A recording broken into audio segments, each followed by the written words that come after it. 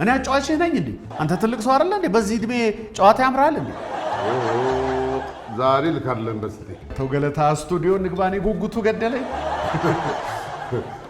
በስቴ ለስራ መጓጓት ጀምረሃል።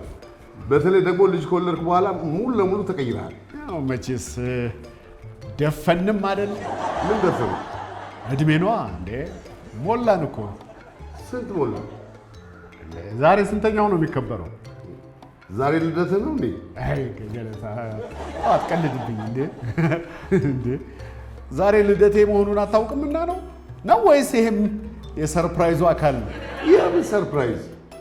እኔ ደግሞ ያንተ ልደት ምን ስላውቀዋለሁ?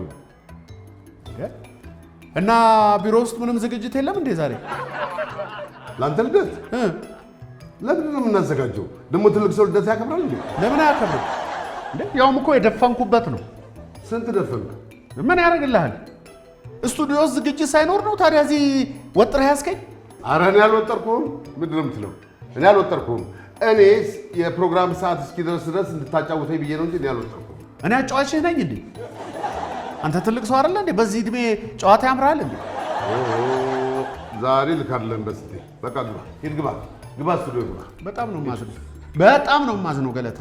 ለእኔ ክብር ያላችሁ ይመስለኝ ነበር። ይሄ ሁሉ ለልደት ነው? እኔ ከስራ ስንወጣ ኬክ እጋብዝሃለሁ። በቃ